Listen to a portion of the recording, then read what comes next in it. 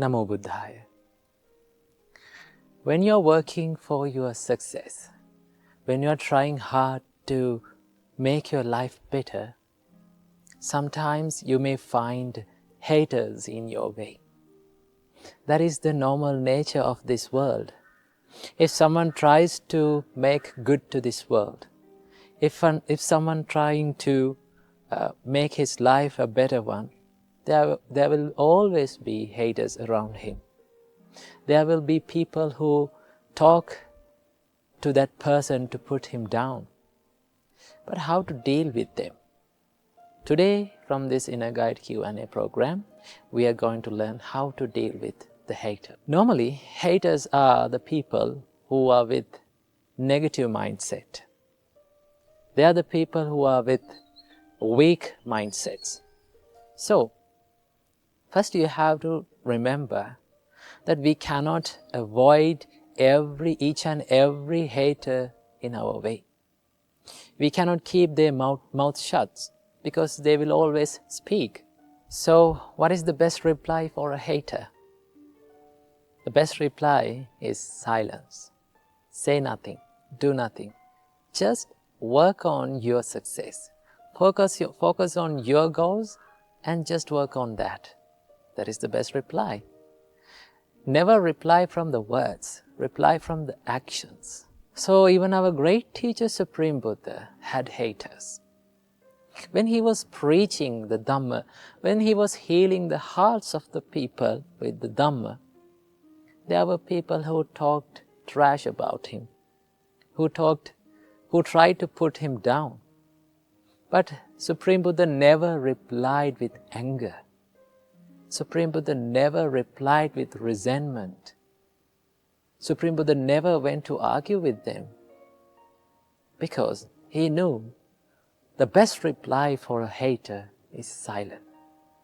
And also Supreme Buddha advised us, when people talk rude words to you, when you hear harsh words, what you have to think is, I shall not affect my mind from anger.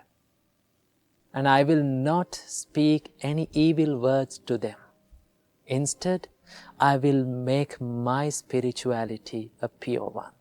I will make my life a better one. Because if you are focused on your goals, if you are focused on your life, that is the best reply to the haters. Remember, therefore never be a hater and also never be afraid of the haters. Because only negative people show their anger to others. Mentally strong people, people who practice the spirituality best, never show their anger to others. So remember, say nothing, do nothing, focus on your goals, just work on it and achieve the goals. And that is the best reply to them. So reply with silence, never reply with words. Namo Buddhaya, Teruvan Saranai. Namo Buddhaya. Welcome everyone to another video. In today's video, we are going to take a look at the threefold practices in Buddhism. Now, no matter how the way that you are approaching the Buddha's teachings, these are the three practices that you need to practice in Buddhism. Okay? So we are going to take a look at these things. Before understanding these three practices, we have to understand why we should practice these things. Okay? What is the goal and what is the ultimate goal of Buddha's teachings? Now, the ultimate goal of all the Buddhist teachings is to liberate your mind from unsatisfactoriness. Okay? Liberate your mind from all the sufferings in life. Okay? Because the Buddha said that the life is based on unsatisfactoriness. Okay? So once you have a deeper and a wiser understanding about your life, then you can liberate your mind from all the unsatisfactorinesses in your life. Okay? So Buddha realized that to achieve this state, to enlighten your mind and to liberate your mind, you need to make some conditions and you have to practice your mind. So that is why Buddha introduced us these 3 practices to practice in our practical life in order to enlighten our mind. So, without any further ado, let's dive into these practices. So the first practice in Buddhism is called Sila. Now, I have discussed about Sila in an earlier video. You can watch it here. So basically, the Sila means the moral and ethical conduct. Being disciplined from your body and from your words. Okay? So once you practice this Sila, you can be disciplined from your body and from your words. Now, Buddha understood that when we are living with people, the way we behave, right, the actions that we do from our body and the words that we speak will impact the lives of other people as well as us. Okay? It will impact the life of ourselves, the way we behave and way we speak. And also, it will highly influence the others' lives too. And that is why Buddha said, purify your conduct. Do wholesome things from your body and from your words. So Sila helps you to practice the verbal and the physical conduct in a moral and a more ethical and wholesome way. Okay? So in Sila, we have precepts. Basically, for lay people like you, you have 5 precepts that you can protect. Okay? The first one is abstaining from killing beings. The Buddha says that stay away from killing beings. In that way, you become disciplined from your body. Abstaining from stealing. Do not take others' possessions without their permissions, without the permissions of themselves, with the stealing mind. Okay? Once you protect that, you be disciplined from your body. And Buddha said that stay away from sexual misconduct. When you abstain from sexual misconduct, you become disciplined from your body. And the Buddha said, stay away from lying. Be disciplined from your words. Do not break the trust of others from your words. And finally, Buddha says, stay away from intoxicating your body. Okay? Do not use intoxicants and other drugs. It will lead to harmful situations and harmful consequences in your life. So basically, Buddha introduced us these 5 precepts to protect in your life. When you observe and when you protect these 5 precepts, you become disciplined from your body. Okay? So that is why Sila helps you to be disciplined, to live a disciplined life. Why we should live a disciplined life? We should live a disciplined life to stay away from regrets. Because when you look at these 5 precepts, if you engage in these things, if you kill animals, if you steal others' possessions, if you commit sexual misconduct, if you lie, and if you intoxicate yourself, what will happen?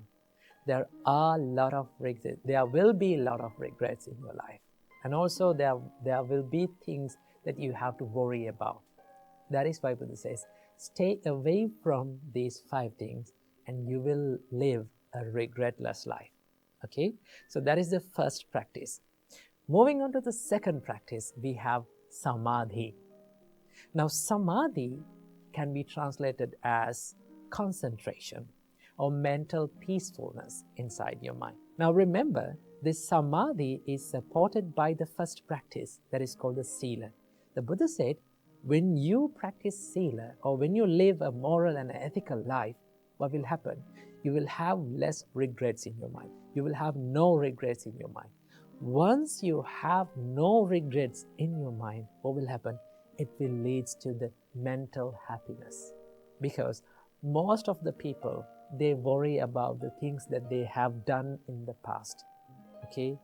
Unwholesome things that they have done in the past. But once you live according to the precepts, once you live a virtuous life, then you can be happy about yourself. And also, your mind will be in a good and a happy state. That is why this Samadhi is supported by the Sila. Now, why we need Samadhi? Now, we need Samadhi to think clearly. Because you know that when your mind is busy, when your mind is scattered, and when it runs here and there, it is very difficult to think clearly. Now, Buddha considered that thinking clearly and thinking freely is a great benefit to understand the reality of your life. And that is why we need to practice Samadhi. For practicing Samadhi, Buddha introduced many meditations. So one type of meditation is called Samatha meditation. Samatha meditations helps you to condense your mind and find that peacefulness inside your mind. Okay? It includes loving kindness meditations, breathing meditations, mindfulness meditations. All those meditations will help you to achieve a peaceful and a calm life.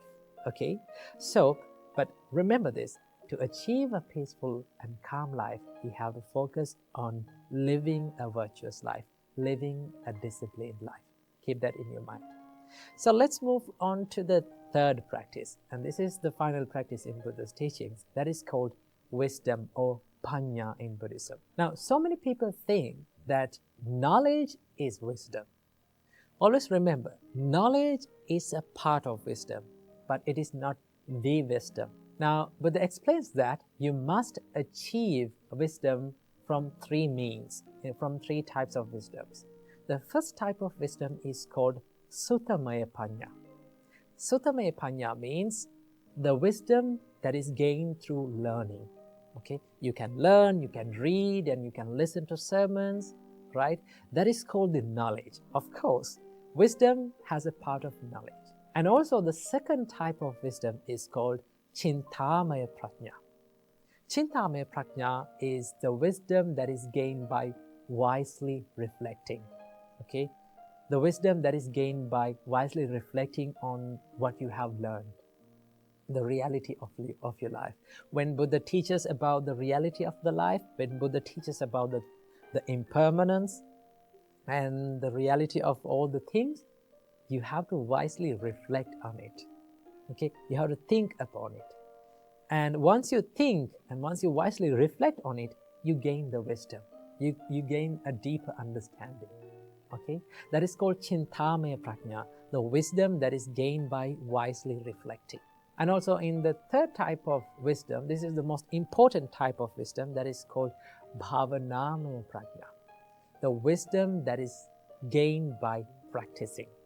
Okay, now the wisdom that is gained by practicing is supported by all those two wisdoms, Chintamaya Prajna and Suttamaya Prajna. The wisdom that is gained by listening or learning, and also the wisdom that is gained by wisely reflecting.